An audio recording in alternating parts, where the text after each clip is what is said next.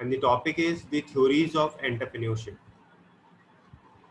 देखिए पहले let's know the meaning that why we call it the theories of entrepreneurship. On the day one when I have started with the paper, I told you that the distinction between a businessman and the entrepreneur and several things. Then recently the topic which we have covered was the types of entrepreneur, and under different categories you came to know about different types of entrepreneurs, and there was hardly any difference, means a little bit difference was there in each category. So the meaning of entrepreneur cannot be discussed in a few lines or in single definition. The different philosophers, the different people all around the world have given different names to the entrepreneur. Even they have different opinion regarding the concept of entrepreneur. मतलब क्या कि अलग अलग जगहों पर अलग अलग लोगों ने, फिलोसोफर्स ने एंटरप्रेन्योर शब्द को अपने अपने शब्दों में डिस्क्राइब किया, और जैसे जैसे उन्होंने डिस्क्राइब किया वो सब क्या कहलाई? थ्योरीज. तो देखा जाए कई सारी थ्योरीज हैं जो एंटरप्रेन्योरशिप को या एंटरप्रेन्योर को डिफाइन करती है. तो उन थ्योरीज में से कुछ थ्योरीज जो इम्पोर्टेंट हैं वो हम यहाँ पर डिस्कस करेंगे. Every time you may be getting a question in the examination on theories of entrepreneurship. Either in the paper it may be asked that write or discuss any 2 or 3 theories of entrepreneurship, write a short note on any theory, or even the theories are asked with the name, so accordingly you have to answer. Clear? Now as you can see on the screen, there are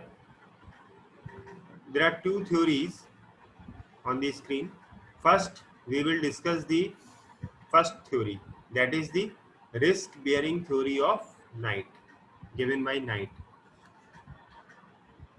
देखिए पहली theory है और ये traditional theory है, सबसे पुरानी theory है ये, जो नाइट ने दी थी, KNIGHT.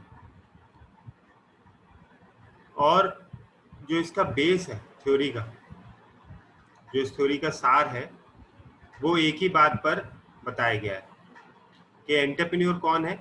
एंटरप्रेन्योर वो पर्सन है जो सबसे ज़्यादा रिस्क बियर कर रहा है. अकॉर्डिंग टू नाइट उन्होंने ये कहा कि भाई रिस्क तो सभी बियर कर रहे हैं, बिजनेसमैन भी कर रहा है, एंटरप्रेन्योर भी कर रहा है, लेकिन जो सबसे ज़्यादा रिस्क बियर कर रहा है वही एंटरप्रेन्योर है. ठीक है, ये इस थ्योरी का मेन जो क्रक्स था वो ये था कि रिस्क बियरिंग के ऊपर उन्होंने एंटरप्रेन्योर को डिफाइन किया. अब इस थ्योरी में कुछ मेन पॉइंट्स जो डिस्कस किए गए वो मैं आपको समझा दे रहा हूँ जैसा लिखा हुआ है, और इनको आप थोड़ा थोड़ा सा इलेबोरेट कर लीजिएगा. ये देख लीजिएगा कि जो थ्योरी है वो कितने मार्क्स में पूछी जा रही है एग्जामिनेशन में, उसी के अकॉर्डिंग इसमें लिखिएगा. सबसे पहला पॉइंट है रिस्क क्रिएट प्रॉफिट. देखिए रिस्क ही प्रॉफिट को क्रिएट करता है. आज के समय में अगर आप बिजनेस में या कहीं पर भी पैसा कमाना चाहते हैं, प्रॉफिट कमाना चाहते हैं, ऐसा कोई जरिया नहीं है कि बिना रिस्क उठाए आप प्रॉफिट अर्न कर पाएं. अगर है तो मुझे बताइए.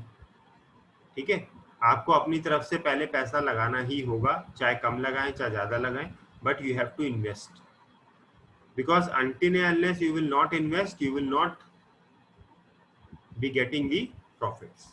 तो रिस्क की सिंपल सी थ्योरी है, और सबसे मेन जो इसका पॉइंट वो ये कि रिस्क क्रिएट प्रॉफिट। हमें आगे बढ़ के रिस्क उठाना पड़ता है और रिस्क उठाते हैं तभी हमें प्रॉफिट अर्न होता है।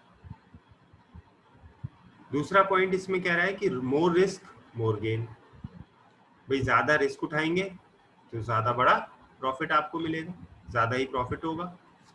ऐसे समझ के चलिए कि आपने अगर 10 लाख रुपए बिजनेस में इन्वेस्ट किए हैं, 10 लाख रुपए आपने लगा के बिजनेस शुरू किया है, तो जो 10 लाख रुपए के अनुसार ही उसमें प्रॉफिट अर्न होगा। आपको ईयरली उस 10 लाख रुपए से हो सकता है कि आपको मंथली 1 लाख रुपए या 50,000 रुपए बच रहे हो, ठीक है, ईयरली 5 लाख रुपए बच रहे हो। अब आपने अगर कहीं पे 10 करोड़ रुपए लगाए, 10 करोड़, तो 10 करोड़ रुपए लगाएं तो उसमें आपको प्रॉफिट उसी के अकॉर्डिंग ही मिलेगा। हो सकता है कि उसमें आपको मंथली 1-2 करोड़ रुपए बचे, या उससे कम या उससे ज़्यादा। तो कहने का मतलब ये है, जितना ज़्यादा आप रिस्क लेंगे उतना ही ज़्यादा आप गेन्स आपको मिलेंगे, इस बात की संभावना है, ठीक है। तो पहला पॉइंट हुआ रिस्क प्रॉफिट देगा हमें, और जितना रिस्क लेंगे उतना ज़्यादा प्रॉफिट हमें मिलेगा, उतना ही ज़्यादा हमारा गेन होगा। Third, profit as reward and cost.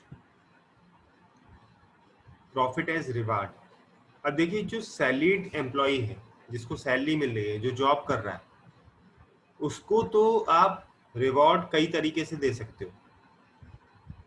उसको प्रमोट कर दिया, उसको उसकी सैलरी बढ़ा दी, उसको बोनस दे दिया, टीए बढ़ा दिया, या और भी जो रिवार्ड देने के तरीके हैं उनके थ्रू आप रिवार्ड दे सकते हो। बट एंटरप्रेन्योर के लिए रिवार्ड क्या है?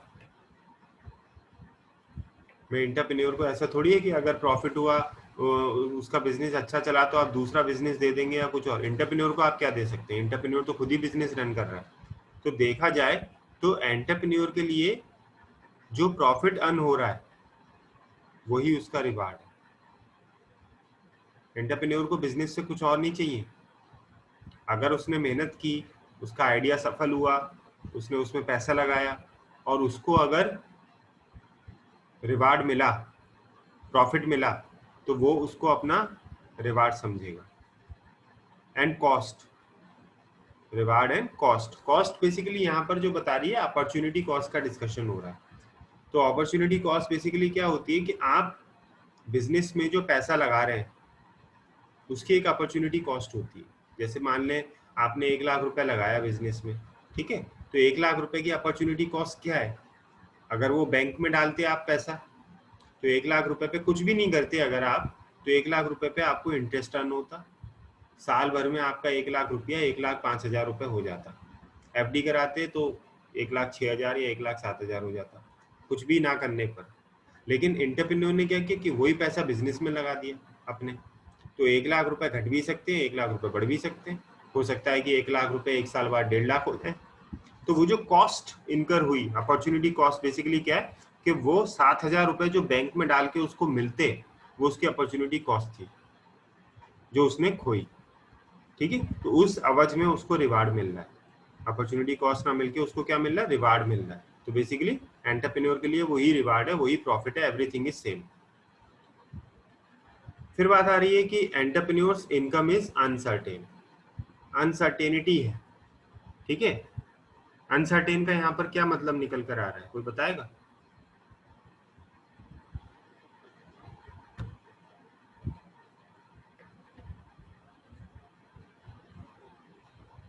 What are you getting with this point?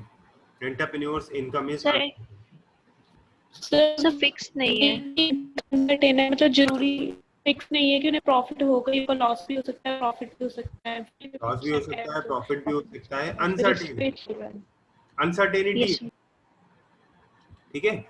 जैसे फ्यूचर अनसर्टेन होता है, तो हम कोई भी बिजनेस कर रहे हैं फ्यूचर को सोच के कर रहे हैं। अब वो एग्जैक्ट वैसा हो भी सकता है, नहीं भी हो सकता, क्योंकि पूरी तरीके से अनसर्टेन एनवायरनमेंट है। तो जैसे कि एक एम्प्लॉय एक सिंपल जो सर्विस कर रहा है, जॉब कर रहा है, उसकी फिक्स सैलरी होती है, कि भाई उसे 20,000 रुपये महीना मिल रहा है, उसे 50,000 रुपये महीना मिल रहा है। एक मैनेजर है, मैनेजर को 1,00,000 रुपये मंथली मिल रहा है, तो उसकी फिक्स सैलरी है, ना घट रही है ना बढ़ रही है। एंटरप्रेन्योर के साथ में ऐसा नहीं है। एंटरप्रेन्योर की जो इनकम है वो टोटली अनसर्टेन रहती है। एंटरप्रेन्योर का कोई पैकेज आप निर्धारित नहीं कर सकते, उसकी कोई फिक्स इनकम आप नहीं कह सकते। क्यों नहीं कह सकते? क्योंकि हर महीने हर दिन उसका जो इनकम है वो चेंज होता रहता है। ठीक है, कुछ बड़े जो एंटरप्रेन्योर्स हैं उनका डेली का बिजनेस वेरी करता है, कुछ जो मीडियोकर मिडिल क्लास में जो बिजनेस कर रहे हैं उनका मंथली इनकम, मंथली जो भी सर्कुलेशन होता है वो वेरी करता है। ठीक है, तो ये डिपेंड करेगा। कभी कभी आप देखते हैं कि आप बहुत छोटे बजट की फिल्म बनाते हैं, कोई डायरेक्टर या प्रोड्यूसर, उसमें आपने 1-2 करोड़ रुपए लगाए होते हैं और पिक्चर हिट हो जाती है, तो 1-2 करोड़ रुपए से आप 10-15 करोड़ या 20 करोड़ रुपए आप बना लेते हैं। तो आप सोचिए कितने टाइम्स आपने प्रॉफिट अर्न किया। 2 करोड़ रुपए लगा के अगर 20 करोड़ आपने बनाए तो आपने कितना टाइम्स, सोचिए आप जरा बिजनेस कर लिए, है ना, मोर देन 10 टाइम्स। तो वो आपके लिए अनसर्टेन एनवायरनमेंट था, तो आप नहीं कह सकते कि आपकी इनकम क्या होगी। ऐसे एंटरप्रेन्योर के लिए हम डिफाइन नहीं कर सकते कि उसकी इनकम क्या होगी। और fifth, profit as reward for uncertainty bearing. और इसी अनसर्टेन एनवायरनमेंट में जो आप काम कर रहे हैं, यानी कि फ्यूचर फिक्स ना होते हुए भी जो आप काम कर रहे हैं, इस बात के लिए भी आपको सिर्फ और सिर्फ रिवार्ड या प्रॉफिट ही मिलना है, नथिंग एल्स। तो घूम फिर के देखा जाए, नाइट की जो थ्योरी है वो सिर्फ एक बात को ही बताती है, प्रॉफिट, प्रॉफिट एंड प्रॉफिट। ठीक है, या रिस्क बियरिंग, जो आपने किया उसके हिसाब से आपको प्रॉफिट मिलना तय है। तो रिस्क बियरर, मेन क्रक्स है रिस्क बियरर होना, और that will give you the profit. उसको आप चाहे रिवार्ड कह दो, चाहे आप कॉस्ट कह दो, चाहे आप अनसर्टेनिटी बियरिंग कह दीजिए, आप अलग अलग शब्दों में उसको बता सकते हैं। क्लियर है ये theory? Yes, Yes, sir. sir. तो this was the risk bearing theory. अब बात करते हैं सेकंड थ्योरी की, that was innovation theory of Schumpeter. Innovation theory of Schumpeter. देखिए, ये थ्योरी शुम्पीटर ने दी, और जैसा कि नाइट ने फोकस किया था रिस्क बियरिंग कैपेसिटी पर, वैसे ही शुम्पीटर ने एक दूसरा कह सकते हो एरिया लिया, दैट वाज इनोवेशन। उन्होंने इनोवेशन पे फोकस करके चले। इनके अकॉर्डिंग, शुम्पीटर के अकॉर्डिंग ये कहा गया कि भाई रिस्क तो सभी उठा रहे हैं, बिजनेसमैन भी रिस्क उठा रहा है, एंटरप्रेन्योर भी रिस्क उठा रहा है, तो ये कहना गलत होगा कि हम रिस्क पे फोकस करके चलें। उन्होंने कहा कि भाई जो क्रिएटिविटी दिखा रहा है, जो इनोवेशंस लेकर आ रहा है मार्केट में, वो सच्चे मायने में एंटरप्रेन्योर है। मतलब अगर कोई एंटरप्रेन्योर मार्केट में इनोवेटिव प्रोडक्ट्स या आइडियाज के साथ आ रहा है, सर्विसेज के साथ आ रहा है, तो हम उसको एंटरप्रेन्योर कहेंगे। अब इसके जो थ्योरी के मेन पॉइंट्स थे वो क्या है वो समझिए। सबसे पहले इन्होंने कहा linchpin of economy. Linchpin of economy, linchpin का मतलब होता है दी सेंट्रल फोर्स, जिसे कहते हैं धुरी। ठीक है, धुरी जो मार्केट का सेंट्रल फोर्स है, जो सेंट्रल पावर है, दैट इज एंटरप्रेन्योर। किसी भी इकोनॉमी में, किसी भी अर्थव्यवस्था में जो एंटरप्रेन्योर है उसका अहम रोल होता है, मुख्य रोल होता है।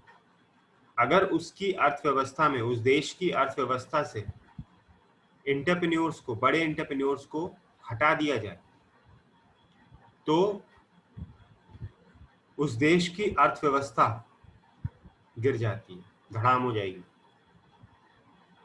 कई साल पहले, आज से 5-6 साल पहले, अमेरिका में इकोनॉमिक क्राइसिस आया था। आप लोगों ने सुना होगा और शायद याद भी हो। लेमन ब्रदर्स सबसे बड़े वहाँ पे एंटरप्रेन्योर हैं, लेमन ब्रदर्स अमेरिका में। उनके बिजनेस में घाटा हो गया था और लोन ना चुका पाने की वजह से बैंक का भी उनका बैंक का लोन ना चुकाने की वजह से उनके जो शेयर पे अफेक्ट पड़ा और शेयर मार्केट में उनकी काफ़ी स्थिति खराब हो गई। और सिर्फ एक लेमन ब्रदर की वजह से अमेरिकन मार्केट बहुत सफ़र हुआ, अमेरिकन इकोनॉमी को बहुत सफ़र हुआ। इंडिया में अगर आप देखें, इंडिया में बहुत बड़े बड़े एंटरप्रेन्योर्स हैं और अगर इंडियन इकोनॉमी या जीडीपी या जिसकी भी हम बात करते हैं, अगर आप उनमें से उन 5-6 एंटरप्रेन्योर्स को हटा दो, आप टाटा को हटा दीजिए, रिलायंस को हटा दीजिए, ठीक है, आप जो भी इंडियन है, ठीक, आप HUL, ITC, पतंजलि, इनको सबको हटा दीजिए, तो आप देखिए 5-6 नाम हटाने के साथ ही इंडियन इकोनॉमी में कुछ नहीं बचेगा। आप जो भी कैलकुलेशंस कर रहे हैं वो सब बेकार हो जाएंगे।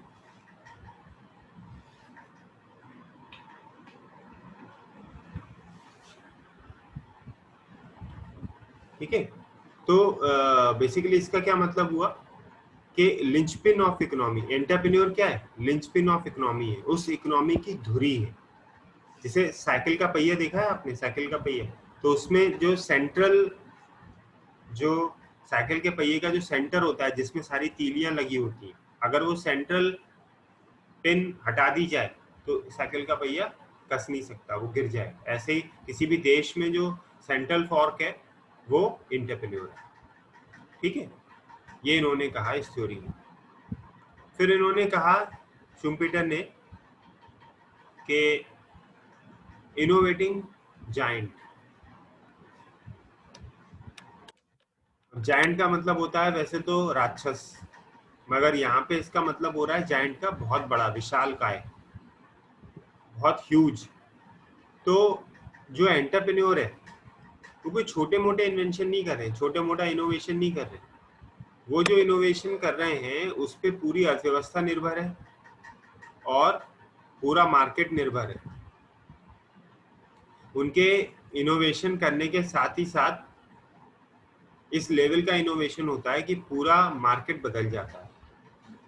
कहने का मतलब ये है कि एंटरप्रेन्योर्स उस लेवल पर कोई चीज़ इंट्रोड्यूस करते हैं जिस लेवल पर पूरा का पूरा मार्केट चेंज होता है। ठीक है, तो ऐसे लोग जो पूरे मार्केट को अपने इनोवेशन से चेंज कर सकते हैं वो एंटरप्रेन्योर कहलाते हैं, वो एंटरप्रेन्योर कहलाते हैं।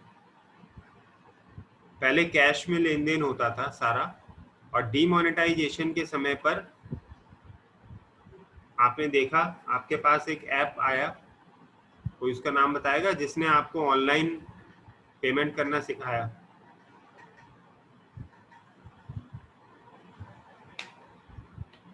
Paytm sir. पेटीएम। ठीक है, सो Paytm company can be termed as an entrepreneur because that changed the entire market of cash dealing with online transferring of funds.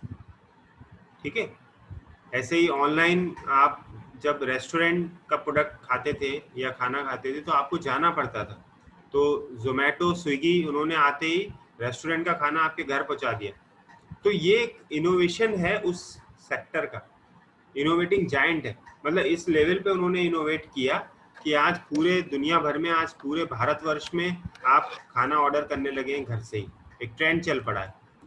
ठीक है, और पहले आप डरते थे, पहले मम्मी को धमकियां मिलती थी कि ये बनाया तो नहीं खाऊंगा, वो बनाया तो नहीं खाऊंगा, लाइक दैट। अब मम्मी भी रिलैक्स हैं, आप भी रिलैक्स हैं कि लौकी तुरई बनी है तो आप बाहर से मंगा लेंगे, और मम्मी भी कह देती हैं भाई खाना है तो यही खाओ, नहीं तो बाहर से मंगा लो, है नहीं, तो दोनों को सहूलियत हो चुकी है। तो आप भी बेसिकली उस ट्रेंड में आ चुके हैं जहां हम कहते हैं कि इनोवेटिंग जायंट है एंटरप्रेन्योर्स, जो उस लेवल पे चेंज कर रहे हैं चीजें जहां और किसी के बस की बात नहीं है।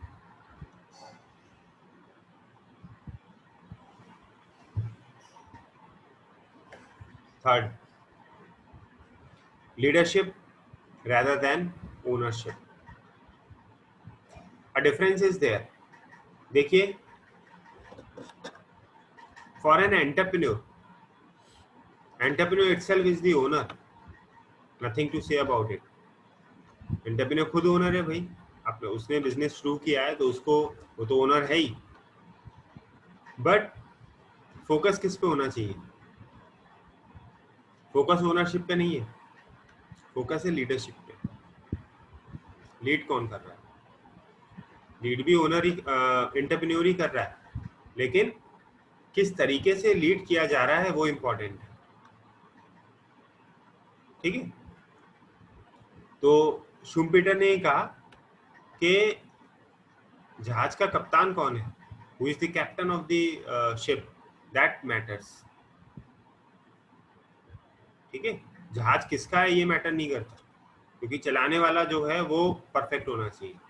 तो लीडरशिप, क्योंकि एंटरप्रेन्योर को कंपनी में रह के कंपनी को चलाना है, आगे बढ़ के उसको लीड करना है, तो किस तरह से वो कंपनी चलाई जा रही है, किस तरह से उसको लीड किया जा रहा है, ये बहुत इंपॉर्टेंट बात है। ठीक है, तो focus is on leadership rather than ownership. फिर बात की गई डायनामिक डिसइक्विलिब्रियम। डायनामिक डिसइक्विलिब्रियम, अब ये बड़ा अजीब सी बात हुई, सारे शब्द इसमें ऐसे लगे हुए हैं, डायनामिक भी कह रहे हैं हम और डिसइक्विलिब्रियम भी कह रहे हैं, तो इसका क्या मतलब निकल रहा है? क्या कोई बताएगा यहाँ पर मुझे? आपके दिमाग में क्या आ रहा है इससे, डायनामिक डिसइक्विलिब्रियम से?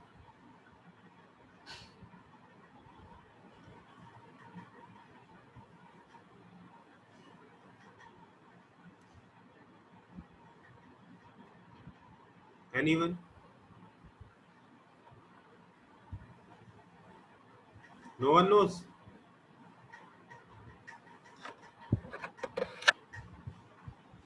Am I audible? Yes, sir. Yes, sir. So इससे दिमाग में कुछ नहीं आ रहा, डायनामिक डिसइक्विलिब्रियम।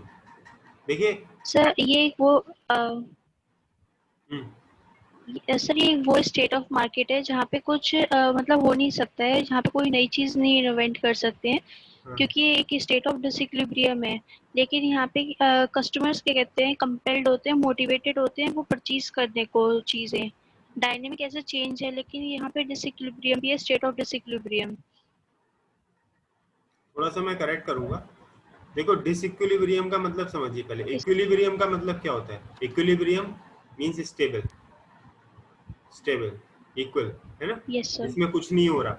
अब उसके आगे डिस लग गया, इसका मतलब कुछ हो रहा है, डिसइक्विलिब्रियम है, मार्केट स्टेबल नहीं है।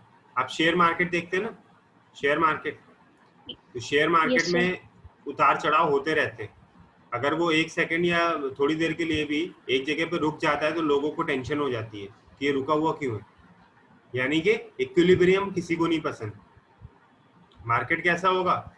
डिसइक्विलिब्रियम। और डायनामिक, डायनामिक मतलब गतिशील, लगातार। तो लगातार मार्केट में जो हलचल होती है, जो इनस्टेबिलिटी है मार्केट के अंदर, जो शेयर मार्केट में जो उतार चढ़ाव है शेयर्स का, स्टॉक्स का, वो बेसिकली एंटरप्रेन्योर की वजह से। समझ रहे हैं आप? ये बिल्कुल ऐसे जैसे यस। तालाब में आप एक कंकड़ फेंक देते हैं ना, एक पत्थर आप डालते हैं तो जो वेव्स बनती हैं, तालाब का पानी स्थिर है, अभी उसमें कुछ नहीं हो रहा। Pond, pond is not like river water, pond stable रहता है ना, शांत पानी, शांत पानी में जब आप पत्थर फेंकते हैं तो वेव्स बन जाती है। तो that brings dynamic disequilibrium in the pond. Same is with the market, you know nothing is happening in the market, no new products are there, आपके जेब में पैसा है मगर आपका मन नहीं है कुछ खरीदने के लिए। ठीक है, और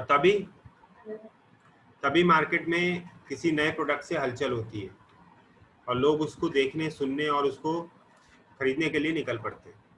तो वो बेसिकली एक एंटरप्रेन्योर कर रहा है, वो मार्केट में डिसइक्विलिब्रियम क्रिएट कर रहा है अपनी पॉलिसी से, अपने डिसीजन से, अपने प्रोडक्ट से। अभी अगर टाटा या रिलायंस अभी सिर्फ अपनी मीटिंग में अगर ये फैसला कह दें, ये बात कह दें कि वो इंफ्रास्ट्रक्चर में आ रहे हैं, या किसी एक पर्टिकुलर मतलब किसी भी फील्ड में अगर वो पैसा लगाने की बात कह दें, तो आप देखिए कि उस फील्ड से रिलेटेड जो भी चीजें होंगी, उनके स्टॉक, उनके शेयर प्राइसेस रातों रात बढ़ जाएंगे, जिनको पहले कोई नहीं पूछ रहा होगा। अगर रिलायंस कह दे कि रिलायंस अगर इलेक्ट्रिसिटी में या किसी और पर्टिकुलर में या रेलवेज में या स्टॉक्स में किसी में भी पैसा इन्वेस्ट करने जा रहा है, तो आप देखिए कि जो भी कैटेगरी वो बात की गई होगी, उसके पैसे रातों रात बढ़ जाएंगे, या रियल एस्टेट में आने जा रहा है, व्हाटएवर। ठीक है, तो ये एक डायनामिक डिसइक्विलिब्रियम दिखा रहा है जो एंटरप्रेन्योर की वजह से हो रहा है, ये शुम्पीटर ने कहा। क्लियर है ये वाला पॉइंट? Yes sir. फिर बात आ रही है, बता दो, समझ नहीं आया। सॉरी पवनदीप, समझ नहीं आया। Yes. देखो मैंने क्या कहा कि मार्केट में ऐसे समझ के चलो, आप एक कस्टमर हो, ठीक है, और आपके पास पैसा है, आप बाजार जाते हो कोई चीज खरीदने के लिए, लेकिन कभी कभी ऐसा होता है कि बाजार में ना तो आपने कोई नया ऐड देखा, ना ही आपने कोई प्रोडक्ट सुना नया, तो आप बाजार नहीं जाते, आप वेट कर रहे होते हैं कि यार कुछ अच्छा होगा तब जाएंगे। आप पिक्चर कितने भी देखने के आप आदी हो, क्या हर पिक्चर देखते हो आप? क्या आपके पास इतना पैसा है कि हर थिएटर में लगी हुई हर पिक्चर आप देखते हो? आजकल पिक्चर जाने का मतलब भी दो जनों का, अगर आप दो लोग हो और पिक्चर जा रहे हो तो 1500 रुपए का खर्चा है पीवीआर में, 250 रुपए के टिकट, वहाँ पॉपकॉर्न और कोल्ड ड्रिंक खाओगे और रास्ते में फिर कुछ खाना खाते हुए आओगे। तो क्या आपके किसी के भी पास क्या आज की डेट में इतना पैसा है कि वो हर हफ्ते एक नई फिल्म देख ले? नहीं है। तो आप क्या करते हो? You wait for the film which you can watch with family, the best film, right? तो आप अच्छी फिल्म का इंतजार करते हो।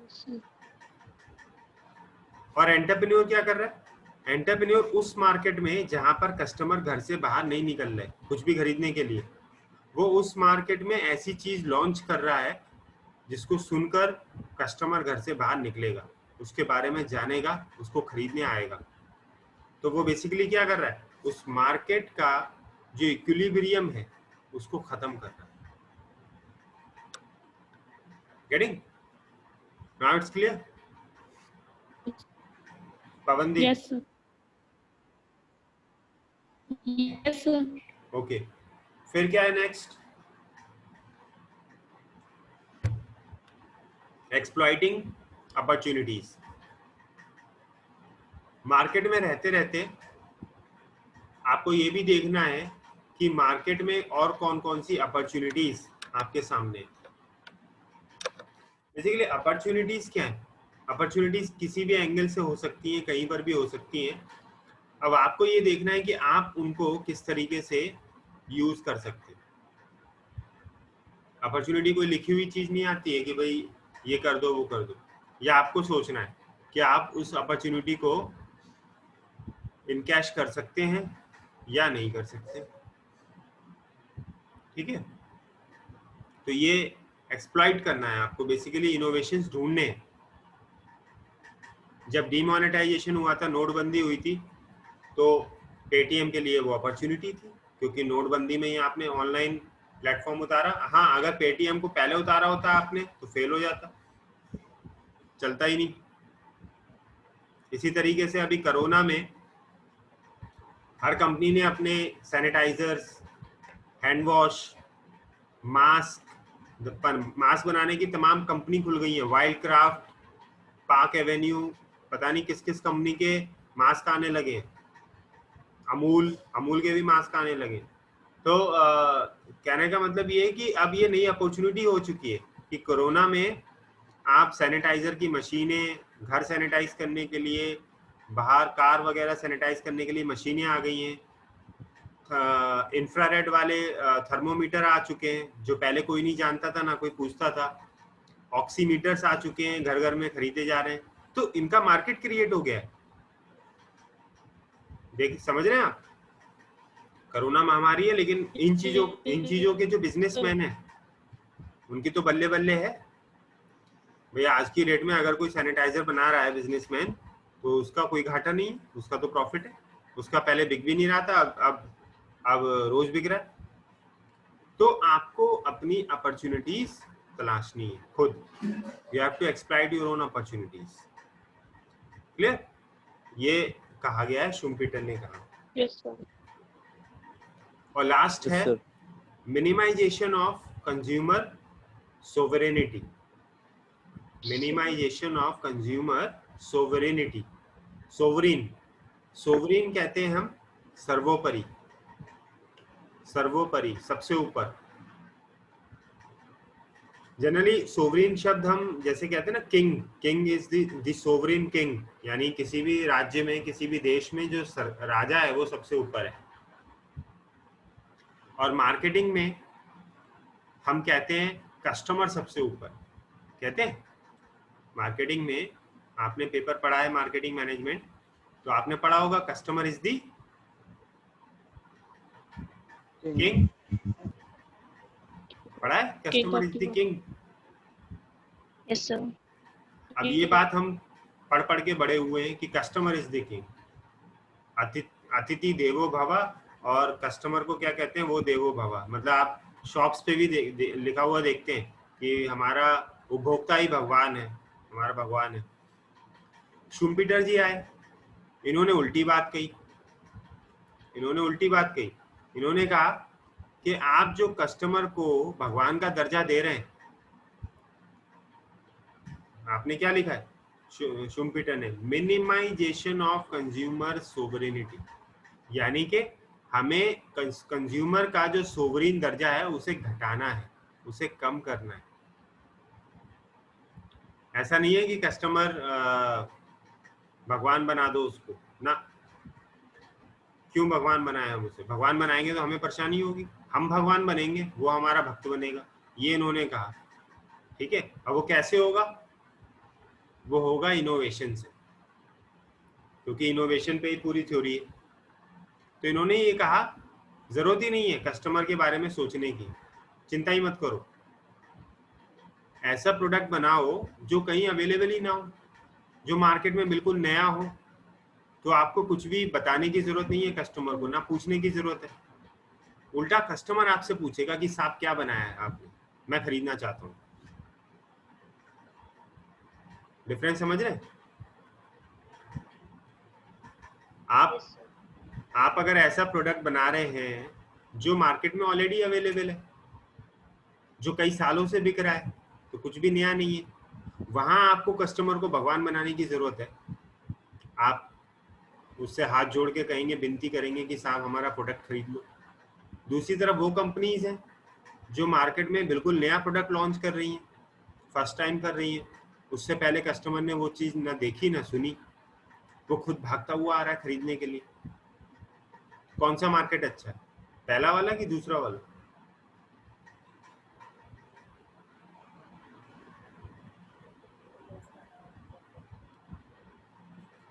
The second option is better than the first one, right? Okay. Are you getting what I mean? Yes, sir. Yes, sir. So Schumpeter ने यही कहा, कंज्यूमर के सोवरेनिटी को कम से कम कर दीजिए, कस्टमर को भगवान ना बनने दीजिए। ठीक है, भगवान बन गया तो आपको दिक्कत होगी। ये कुछ पॉइंट्स थे। और वो क्यों नहीं बन पाएगा? क्योंकि आप इनोवेट कर रहे हैं। देखिए, किसी फील्ड के बारे में आप जितना अच्छा जानते हैं उतना कस्टमर नहीं जानता। क्या आपको मालूम है कि मोबाइल फोन में क्या क्या होना चाहिए? मोबाइल फोन में हम कहाँ कैमरा कितने मेगापिक्सल का लगा सकते हैं, मेमोरी कार्ड कहाँ इंसर्ट करते हैं, ये सारी टेक्निकल चीजें आपको नहीं मालूम, लेकिन जो मोबाइल मैन्युफैक्चरर है उसको मालूम है। तो he better knows that what to launch and how to launch rather than asking a simple customer। आपके सामने तो मोबाइल बन के आएगा और आप पूछेंगे कि भाई इसमें क्या क्या खूबियां हैं, ना कि आप बताएंगे कि इसमें ये कर दो, इसमें ये कर दो। तो वो पूछने वाला जो है वो बेस्ट है कि आप बना दीजिए प्रोडक्ट को, बिक तो जाएगा ही। ये बेसिकली शुम्पीटर ने कहा है।